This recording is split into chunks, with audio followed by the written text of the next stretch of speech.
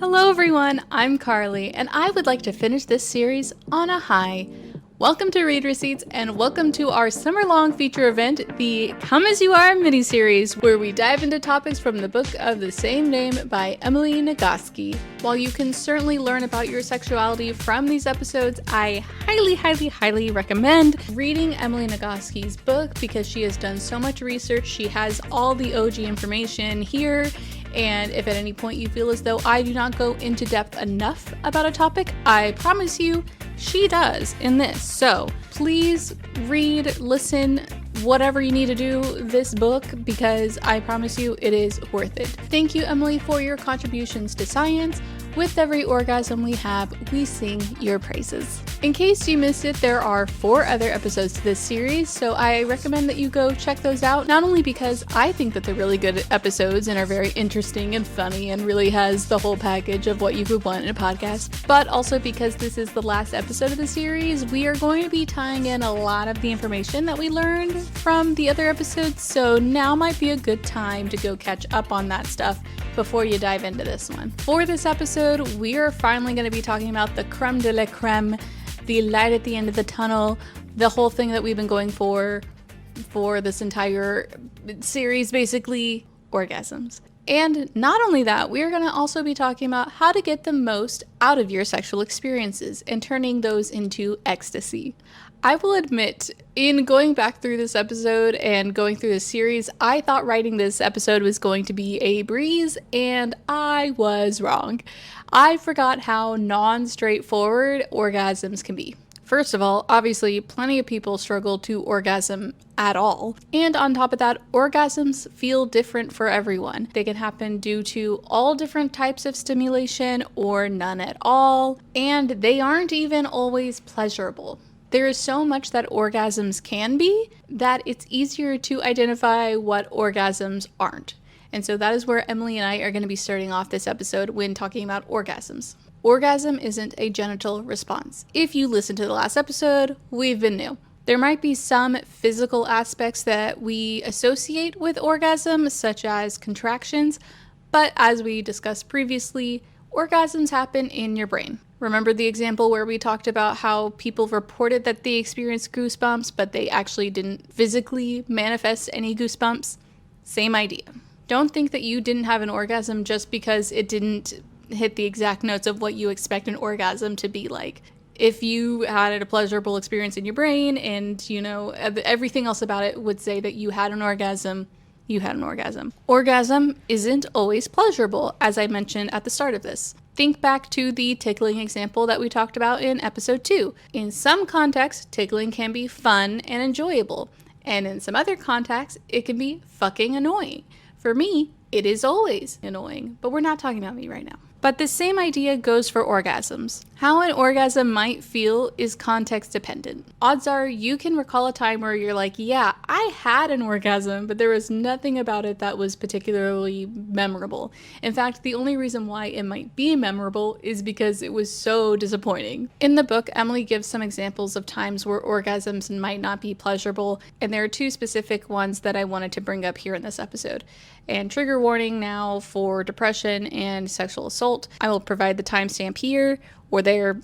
I'll provide it somewhere on the screen where you can skip to. One example was a person with major depression that could experience an orgasm but could not experience pleasure from them. And this makes complete sense if your context is quite literally depressing, that you are likely not going to experience pleasure from those orgasms. Obviously, it's going to feel sucky that this is the case. You might try to have an orgasm in the hopes that it will bring you some joy and pleasure, and then it turns out that it might not. But it is good to know that it is not some sort of end-all be-all of like, well, if nothing else works, an orgasm will make me feel happiness.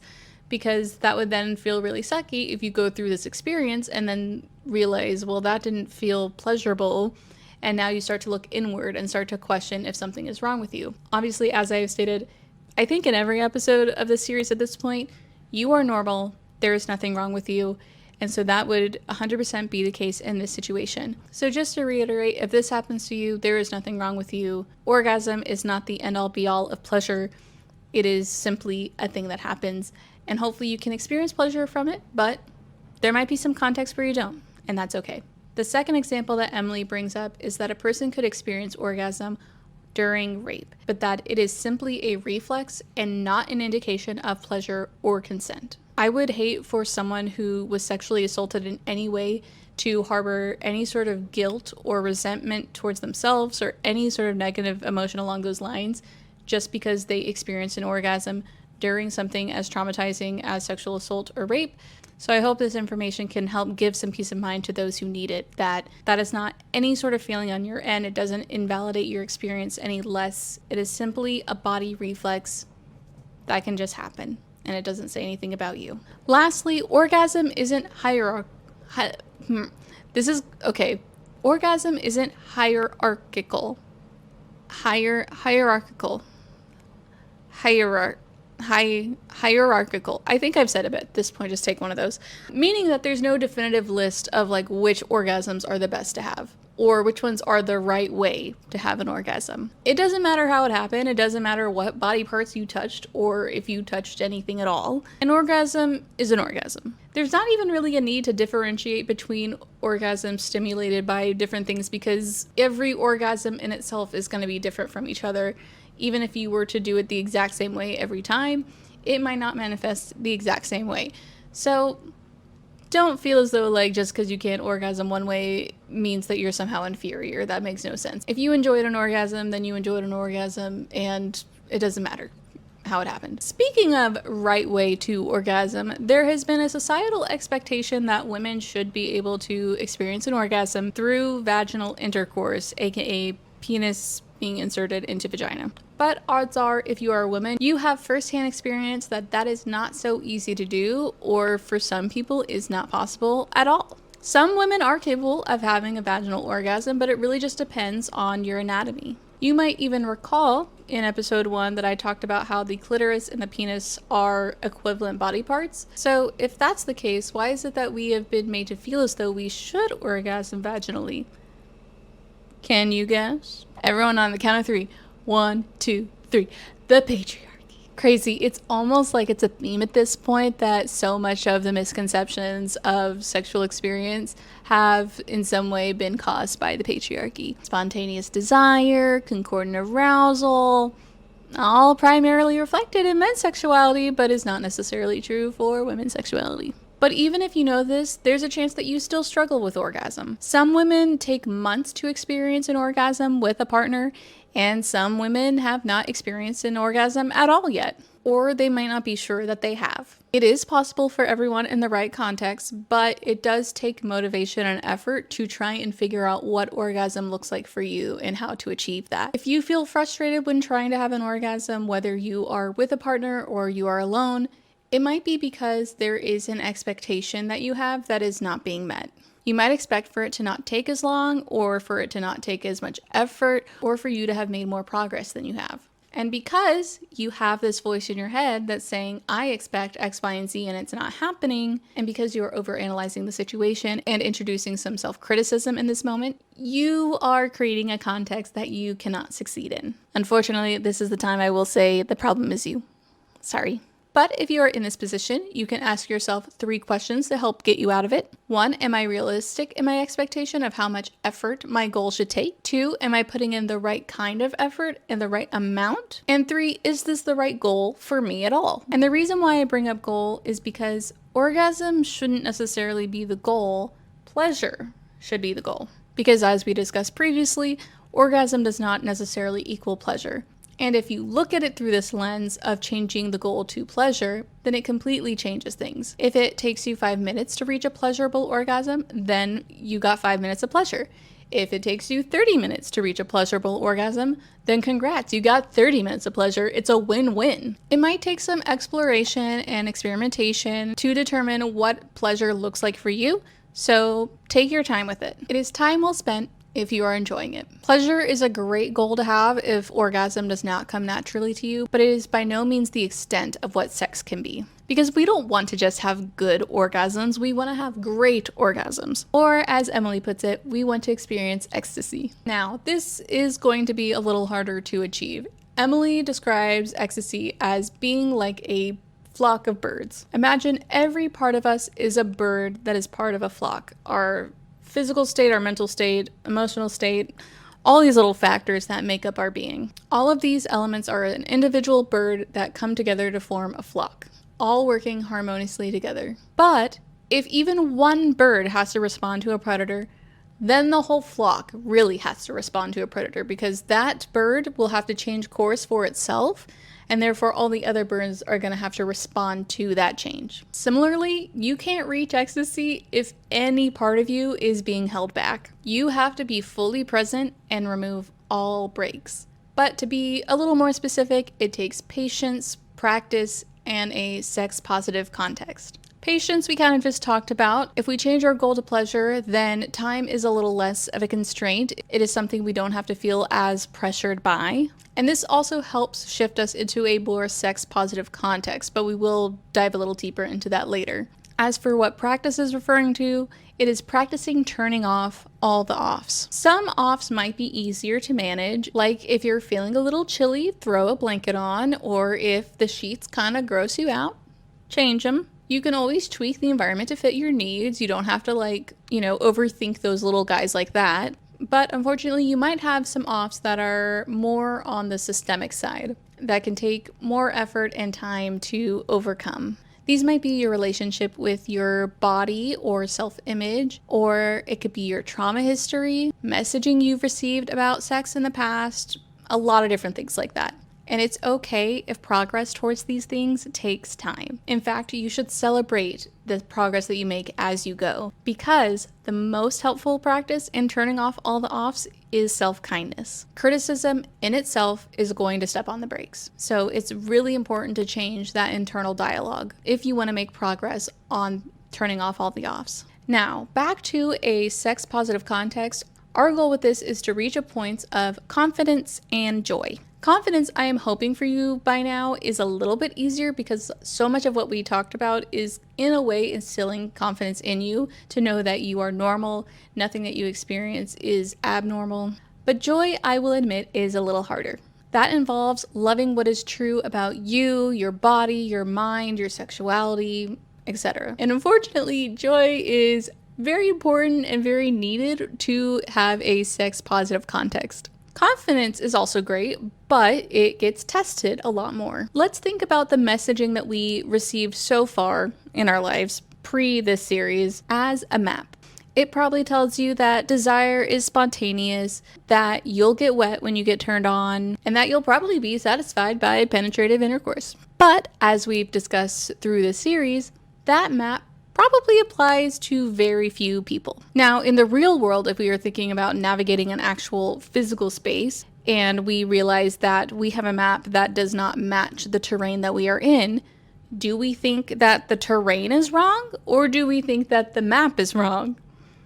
Obviously, we never think that the terrain is wrong. That makes no sense. That's the place that we are in. The map has to be wrong. So if that's the case, why should we treat our sexualities any differently? How we experience sex isn't wrong. The map that we were given is wrong. So with that, feel free to create a new map for yourself. Maybe you're generally concordant, so that's not really as much of a factor, but maybe you have really sensitive breaks, and so that's something that you have to make part of your map to try and make more of an effort to remove and turn off those breaks. Maybe you're someone who experiences more responsive desire, so make it a part of your map to know that it's going to take a little bit of X, Y, and Z to really make you feel turned on. Whatever is true for you, you should have all the tools that you need through this series to help create a map that feels true to you. This involves a lot of what we learned with confidence, but it's putting it into practice and defining it for ourselves rather than letting it be abstract information that we have fighting for space in our heads with everything else we already learned about sex. So a lot of what I just talked about really had more to do with confidence, so let's go back to joy. There have been times that I've mentioned throughout this series to utilize more self-compassion in your life, and there are times where that is necessary, but I very much understand that for a lot of people, that is really hard to do. It is not the most easy to move all the way from self-criticism to self-love. So instead, if it is too hard to go straight into self-compassion and self-love for yourself, move first into non-judging. Non-judging is not only noticing and observing your feelings about something, but also coming at it with no opinion one way or another about how you should feel about it. By approaching your feelings, your trauma, your pain, your pleasure even with this mindset, you give them the time and space for them to move through their course. In the case of negative feelings and trauma, this will help diminish the impact of those feelings over time. But in the case of more of our positive things like pleasure, it will also help those things grow. So once again, we're in a win-win situation here. There's really no downside to non-judging. If you can't experience self-compassion for yourself yet, non-judging offers a lot of benefits that might be a little easier of a stepping stone for yourself. It can often feel uncomfortable and take effort to change your way of thinking into this sort of pattern, but it is very much possible. And unfortunately, this is kind of one of those things that I can only convey so much. Like many things in this book, while the end goal here is more pleasurable sex, letting go of self-criticism can have a huge impact on your life. And so it might take some work with a professional to really get a hold of that, because it can be so much more pervasive than just simply how it affects your sex life. It likely is affecting way more than that. If you need to, feel free to take this book with you, take this podcast with you, whatever you need to do, into a session where you're talking with a professional, so that way you can be a little bit more specific in what you are trying to go for. Guys, that's it. That's the end of the series. That's all I got for you. I really, really hope that if you watched any part of this series, whether you watched one episode, one moment, the whole thing, I hope that you found something that you can take away from this. Like Emily, I wanted to help right some of the wrongs that society has taught us about women's sexuality, because we deserve to feel empowered in our sexuality and experience that confidence and joy and ecstasy. I really enjoyed putting this together, so I hope that you enjoyed listening. I am honestly considering doing something like this again in the future, because I was really surprised when I read this book that I enjoyed a kind of self-help nonfiction book like this as much as I did. So if you have any books that you are interested in that you want me to cover in the future, let me know in the comments below. I am definitely interested in doing this again. We'll see what happens. It might not necessarily be about women's sexuality, but it might be another Emily Nagoski book. It might be another topic. I don't know. We can find out. Please take what you learned and share it with a friend. If you feel too embarrassed to talk about this with a friend, feel free to share one of these episodes. I will gladly take the engagement. And once again, I cannot endorse enough Come As You Are, The Surprising New Science That Will Transform Your Sex Life by Dr. Emily Nagoski enough. If at any point you wanted to know a little bit more about something that I talked about, please check out this book. It was available at my library on Libby, so I would recommend checking that out. If you, again, I understand that you might feel a lot of embarrassment around this topic. It might have taken you a lot of courage to even watch any of these videos. So if you are concerned with any of that, it is available on Libby, so it's just as easy to find it there probably as it was to find this video. So there are ways that you can access this information. If you happen to be Emily Nagoski, I just want to say thank you so much once again for all of your effort. I do think that you wrote such a good book. I think that you had such good information to share. Again, as I have described a couple of times throughout this series, I thought that I knew stuff basically about sex, and I was wrong. There was so much more that I didn't know. Anyway, thank you all so much again for coming here. We will get back to normal books soon. I don't know exactly what we're going to do yet. I might kind of change how we do some of these episodes in the future, because I basically just want to craft more, and I'm like, maybe I should change how I approach these episodes to allow for that. But we will probably go back to fiction, and you'll find out what we're reading at some point. I hope you enjoy the series. I hope you check out future episodes. Check out old episodes. They're all good. If you made it to the end of this series, leave a thank you, Emily, in the comments. But in the meantime, have a sexy summer of love. All of the content that you hear in this podcast is curated, recorded, and edited by me, truly, with special thanks to the author of the book that we cover, Emily Nagoski, and Pixabay for the music that we play. Make sure to subscribe to the podcast wherever you like to listen, and for more of our content in between shows, you can find me at the Read Receipts Pod on Instagram and TikTok. We read all of your comments and love all your likes, so please, please, please follow along. Until our next read. Bye!